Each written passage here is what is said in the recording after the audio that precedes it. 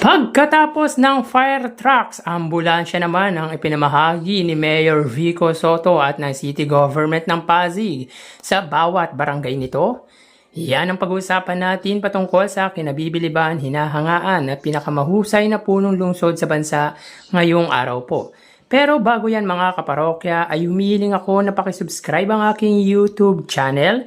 Pakilike and share na din po mga kaparokya para mas tumami pa po ang makapanood ng content natin. Maraming salamat po sa inyo mga kaparokya at maraming salamat din po sa mga OFW na patuloy pong tumatangkilik at sumusubaybay ng munti po nating channel. Maraming salamat po sa inyo at sobrang na-appreciate ko po kayo mga kaparokya. So yun nga mga kaparokya, talagang kapaki-pakinabang ang bawat programa at proyekto na ginagawa ng butihing mayor sa lungsod na kanyang pinaglilingkuran.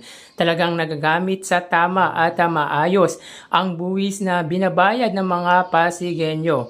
Kahapon nga mga kaparokya ay finiture natin ang fire trucks or truck ng mga bombero na ibinahagi ng city government para sa mga barangay nito. At ngayon naman po mga kaparokya ay ibabahagi ko sa inyo ang ambulansyang handog ng lungsod Pasig sa pamumuno ng butihing Mayor Vico Soto para sa mga barangay nito. Siyempre, tulad ng sinasabi ng mga city official ay sana wag magamit ang mga ito pero kahandaan na din ito kung sakali man. So, mga kaparokya, disclaimer lang po.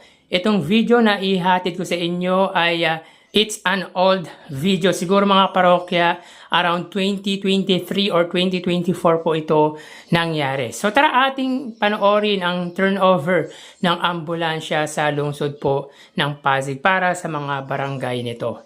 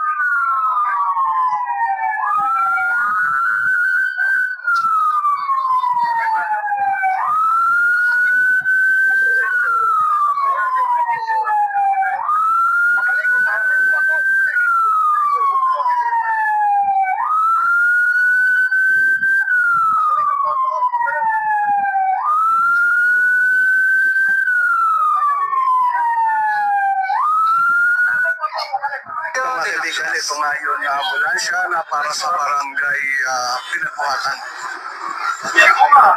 Tignan naman natin itong susunod na turnover. Ito yung turnover para sa barangay May Bunga. So, yung kapupuntahan doon sa barangay San Antonio.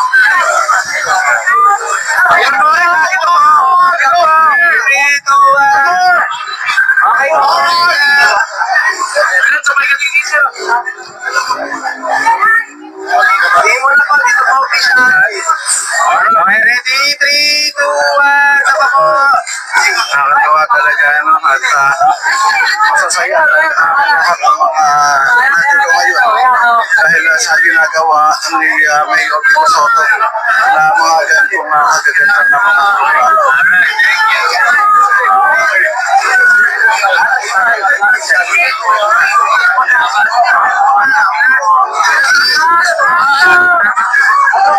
So, official po muna! Official! 1, 2, 3! 1 more!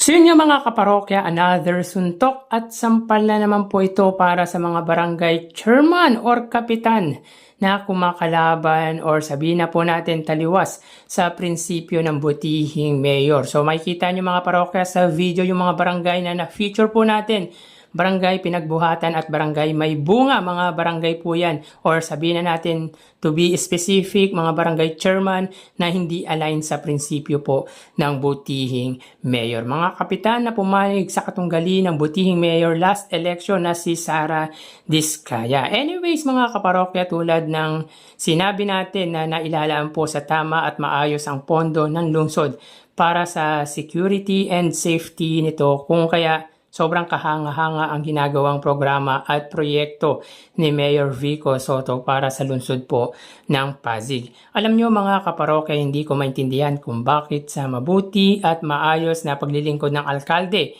ay nakukuha pang sabihan ng hindi maganda or kasiraan ng mga kapitan si Mayor Vico Soto. Ang tanong dyan mga kaparokya, nagawa ba yan dati ng mayor ng Pasig o sadyang tumataliwas dahil hindi makakulimbat or makakorap sa kaban po ng barangay? Maayos ang Pasig mula ng manungkulan ng butihing mayor at masasabi kong sumigla ito buhat ng naging leader ang anak ni Bossing Vic Soto at Miss Connie Reyes. Kaya saludo talaga ako sa mabuting paggugobyerno nito na talagang itinaas ang moral ng mga Pasigueño. At mga kaparokya, ayon kay Mayor Vico Soto ay 2.4 million lang daw po ang bili sa bawat ambulansyang handog nito sa bawat barangay. Talagang pinaglalaanan ng lungsod ang bawat barangay nito ng mga panipakinabang na programa at proyekto. Kaya tunay na saludo at kahanga-hanga ang lungsod po ng Pasig. Sa pangunguna po yan ng butihing Mayor Vico Soto. So hanggang dito na lang po tayo mga kaparokya. Magsiingat po tayo palagi.